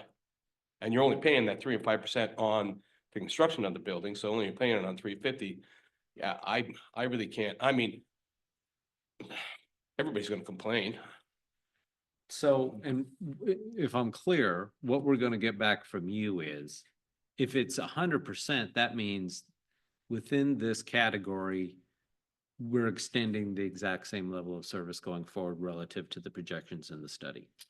And if you drop it to 80%, you're saying, well, we're willing to degrade the service. Well, there's even some level, there's a level of sort of right sizing it internally, like based on the capital plan. And so that will sort of organically sort of lead to levels of service. Got it. So maybe not current levels of service, but levels of service that like the fire chief and police chief Exactly. Yeah, need to yeah. need to continue services. Yeah. Yep. so Okay. department heads are bringing you their capital improvement plans based on. It's what they- collaborative. Yeah. Okay. Yeah. Does that include planning? Well, we're here to help with the growth projections, look at the methodologies, just sort of stress test some of the concepts and ideas that are, coming out. And Jason's been doing most of that with the other department heads. I'm just getting involved now. Take a look at this. Yeah, planning owns the records. Tissue Devices is pretty nice. They come in and do all the analysis for us. It's, we just give them the data. But, I mean, planning doesn't have any capital. It's not one of those categories. Yeah, other departments are gonna create the numerator. We're helping with the denominator a little bit. Talk to the fire chief about compressors, gear that's gonna last 10 years. Same with police. I think the roads, maybe you can speak to this, Colin, is the hardest one, because oftentimes we have a capital improvement plan with a big number on it, and we think we're gonna get a lot of grant funding. Match that with, back fees and maybe a little general fund dollars. But if the federal government's unable to keep printing money, I don't know, a lot of big federal grants for roads in the future. So that might limit our road collections if we don't have the money to actually do the project. I did have a question though about, I think our current plan, is it vehicle miles traveled or trips? I Yeah. forget. Well, yeah, BMT. Yeah, yeah. So you'll see it gets into the weeds, but like the purpose of the trip, of your vehicle trip, influences the distance of the trip. And so like a shopping trip, like to the convenience store, is actually shorter than like a residential trip or like or a commuting trip. And so there's all sorts of. Is that how you're It's- thinking of doing it? Yeah, BMT. Yeah, yeah. And then we look at like the average trip length in Sandpoint is a mile long. So there's a level of complexity there. It's really wonky. Yeah. Then It there's- does, Then there's yeah. the people who are coming to town for work, but are actually gonna stop at the grocery store on their way home from work. So I think it's really, So will these capital improvement plans, how refined are those gonna be when they get to you Pretty, yeah, I mean, we can keep them. in a month? So, Yeah. well, that's what we're hoping. Yeah, yeah, that's what we're hoping for. And these are based on like comp plan, multi-modal?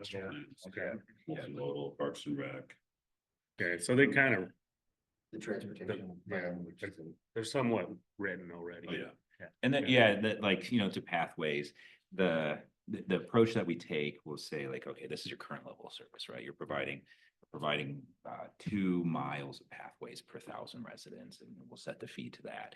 We need a capital plan that at least hits that growth related need, but if it's healthier than that, that's great, because now we have actually more projects to fund, but we're not funding the whole CIP. We're only hitting what the current level of service is, but then this gives a wider net to fund. If we had a very sort of like limited CIP, that would inform the fee collection and the methodology too, so. And then we get to see those and we can dissect those a little bit. Yeah, so that, you know. What are you getting us into, Moses? Well, Sifting through Excel. I mean, Keep in mind, we've got like the Parks and Rec Commission has spent the last 2 meetings. They looking kind at of are Parks what they capital are, improvement. but yeah, well, I mean, just, see 'em. I mean, I know Scott, he'll want to see him, I'll want to see him, you know? Well, let us know, because I mean, there's I'm some, excited for Scott to see him. there's some advisory committees that like to speak with department heads. So if you want us to have like the police chief and fire chief here and talk more specifics, than what I can sort of illustrate, then. What do you guys think?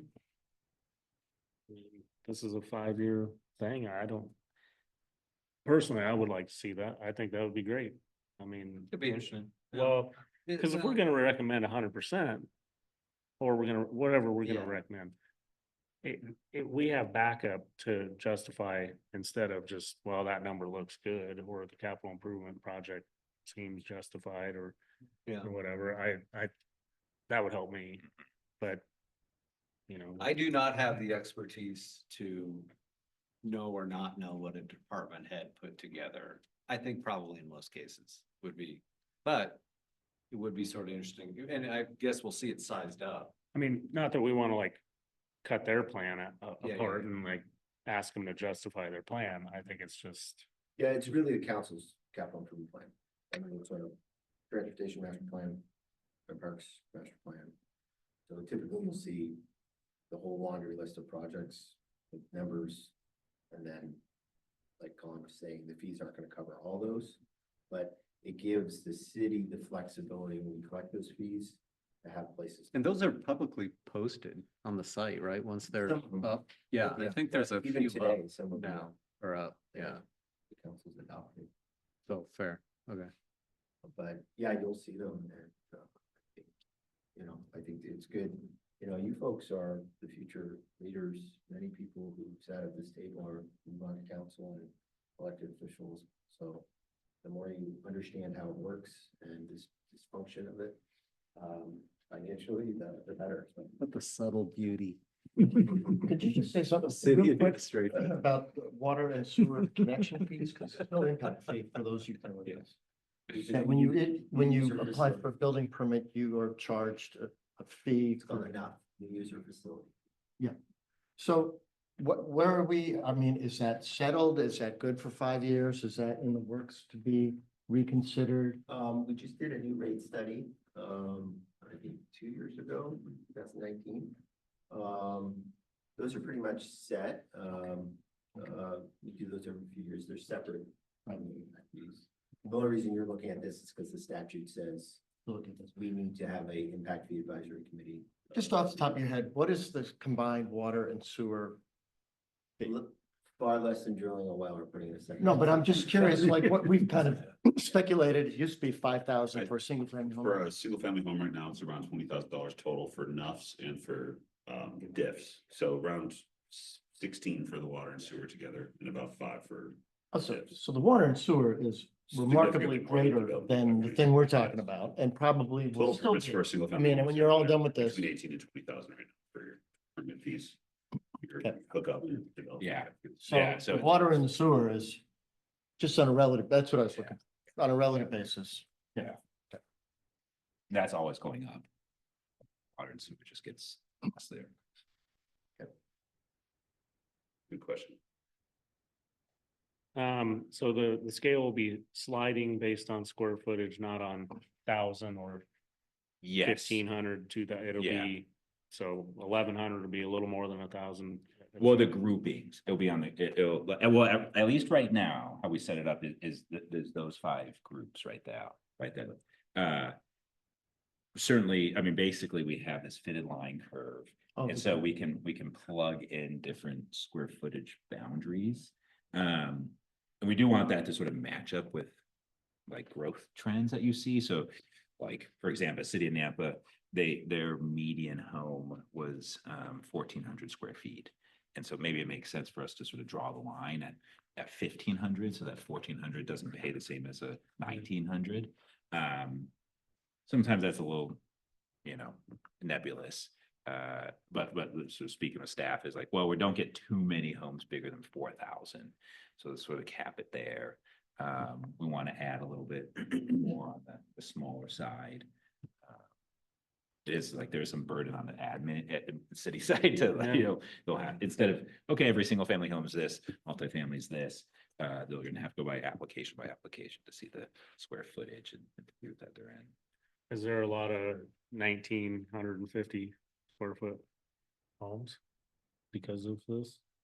Oh, I don't think this drives the size of the house at all. Really? I don't think it's anything to do with it, honestly. I think just like, Commissioner Remar is saying, this is, on the margin, it's within the industry standard, and they're gonna be chasing the market price for that house. And everything that goes into that from when they conceive the subdivision on forward. I don't think these things are really gonna have a driver of how, house size. Now, that may be a little bit different for the homeowner who's trying to make a decision on a remodel or an addition or a size of an ADU or something like that. I think there's always gonna be the small local mom and pop decision that's gonna be a little bit different. Who's looking at a budget a little more carefully than a developer putting up 30 or 40 homes. And just for historical, the current impact fees broken out by bedrooms. Before that previous version was just single family or multifamily, which is 2 categories. Oh. And a question for Colin, in the event that the council doesn't like the square footage, I want to avoid you getting fully pregnant and then having to redo a bunch of work because I know how much work that is on your side. Is there an opportunity for you to check in with the council some way? Next Wednesday. To confirm that they want to go with the square footage, not the bedroom? Because Yeah. they're going to be the ultimate decider. I think it's a work session. Maybe I Next just Wednesday? saw an email today Sure, about sure. it, so, do we have it set or we're just looking for that? I think this is, it's a pretty busy, Okay. calendar for the next council. I'd just like to get you in Yeah. front of the council Yeah. just to check in to make Yeah. sure they're good with the square footage versus. the Yeah. bedroom. So you don't have to redo everything. Right. That's not fun. Yeah, good time. It'd be a good time to get input right now instead of 4 weeks from now. So I'll look, tomorrow morning and make sure Yeah. I get in front of them, just for maybe just a couple check-in items before you guys get too far down the path. Yeah, and this is actually just like natural progression of the city, really. I mean, like when you first get into impact fees, it's single family versus multifamily, just kind of get your feet wet. It's still accurate, just not as precise. And then especially in recent times with affordability being a concern, more and more cities are going to this approach, and a lot of like background software has caught up too, so sometimes it's just as easy as doing it this approach than the other. It's just the topic we haven't really discussed too much is the stormwater fee. Is that something that, I don't know, we don't have a capital improvement plan for this, so I don't know if it can happen in this immediate round. But it's something to consider if we're just deferring maintenance on these projects currently, that you kind of see glimpses of what could happen in 10, 15 years if there is no funding to support. Oh, yeah, we need. Stormwater? Stormwater, I was hoping, fingers crossed, that Tisha Boys can figure out a way for us to do it, and the feedback is we don't have great capital plans or studies. We could try to pause this and go out and do that, but that would delay our impact fee update, and I think that's a little more important. When we hit 10,000 by the census, we're gonna have to have our treatment and all of our outfalls, so we'll probably jump back in and fund a stormwater analysis citywide, and then probably update that as that. How do folks normally solve for that? I mean, do they bake it into the road plans or? Is it- Yeah, well, generally it's well, you'll see it in a couple different ways, but the more maybe equitable way of doing it is like a property assessment. So every home it's charged $85. It goes into their stormwater enterprise fund. That's both for like maintenance of existing ditches, but also for planned capacity expansion or network. Because there are, I mean, this is not unique to Sandpoint that there's been large deferred stormwater. Yeah, it's a problem that compounds. Yeah, and it's a problem that, existed 20 years ago when folks moved here and hasn't been addressed. And so everyone generally should probably pitch in. Especially when you hit these large like Fed standards that come along. Yeah, and it impacts our roads, because you get ponding, it destroys our road beds. There is the argument that some neighborhoods have pretty good drainage, and why should they be paying? So we also have the option of doing something called a local improvement district, where we would just say, sorry, neighborhood X, you got some really bad stormwater, we're gonna put that basically a tax on your local improvement, we're gonna take that money and fix. the This is stormwater. not a tax. I saw it on the first slide. Yeah. This is no.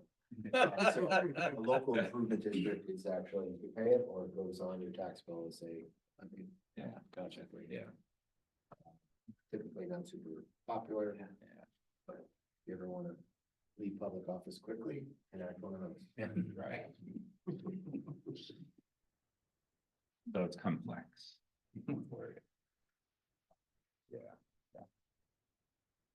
Just go back briefly, the topic of people outside of Hmm. the area impacting specifically, we'll just say City Beach, just because that's the one that comes to mind, because it is huge, but Yeah. it's a thing. So how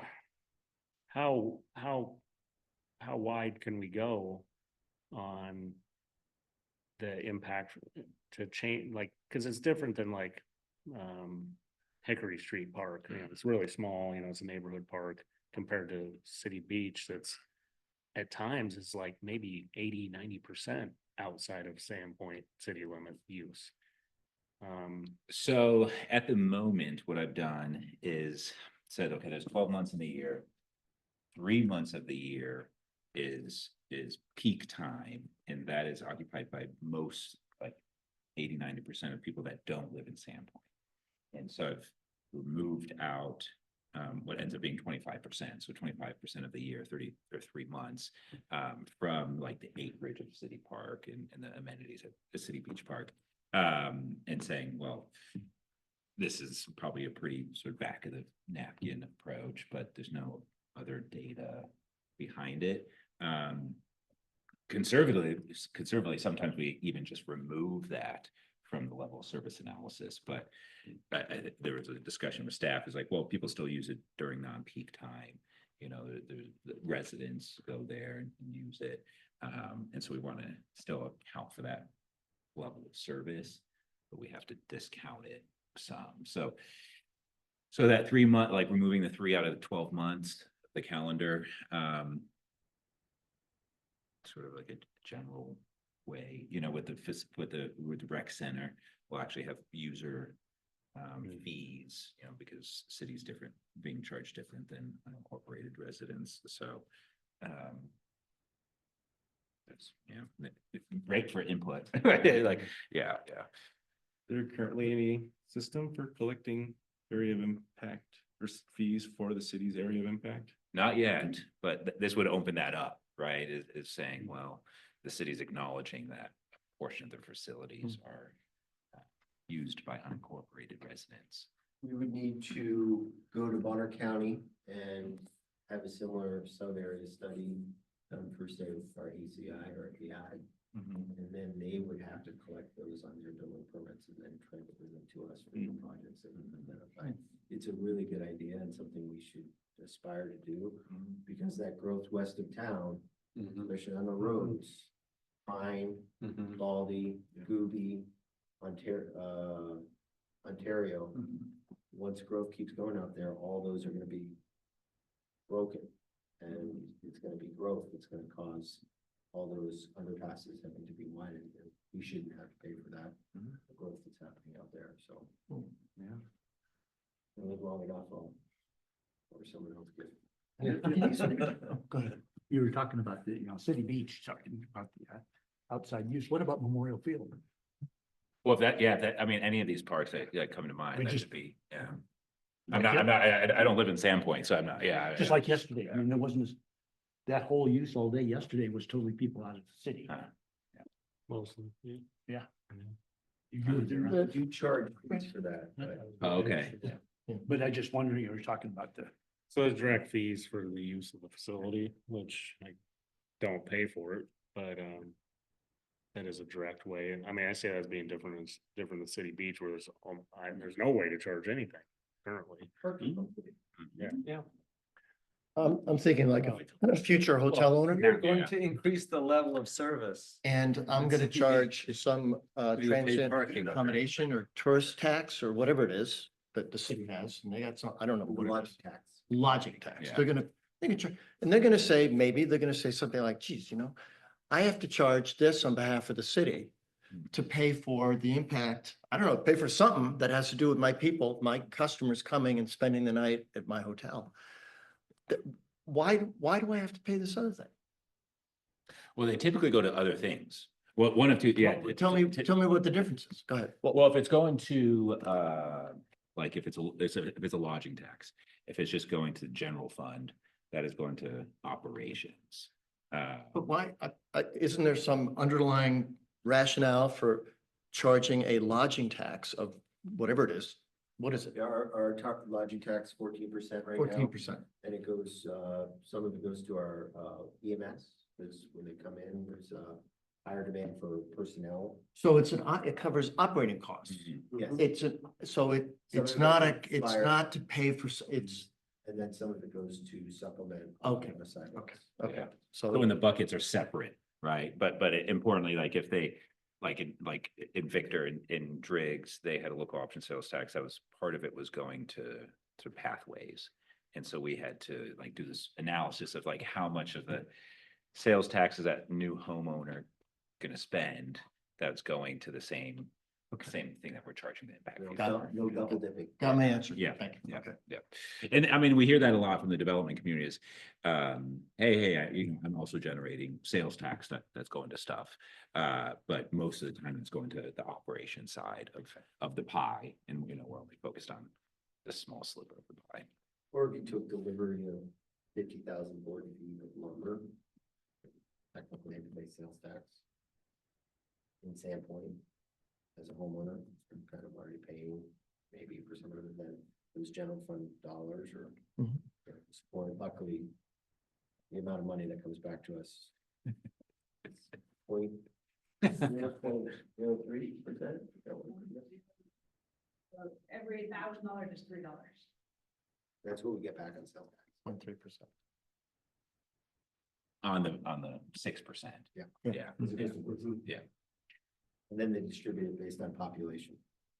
and Valuation.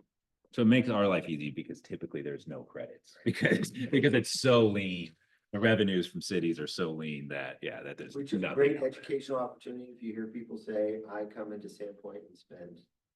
I read one on Facebook, this person was saying, I can't believe you're gonna charge for parking at City Beach. I spend $3,000 a year at those hippie stores. And I'm thinking, okay, you contributed $9. Maybe one trash can. Get it. Yeah, I just want to reiterate that I see this as being a huge future concern with City Beach and the amount of money it's gonna take. And with the amount of added use that it's gonna be there. I mean, people love it for good reason, and it is on the backs of growth and current residents here already, and the feeling that we're the ones paying for it solely.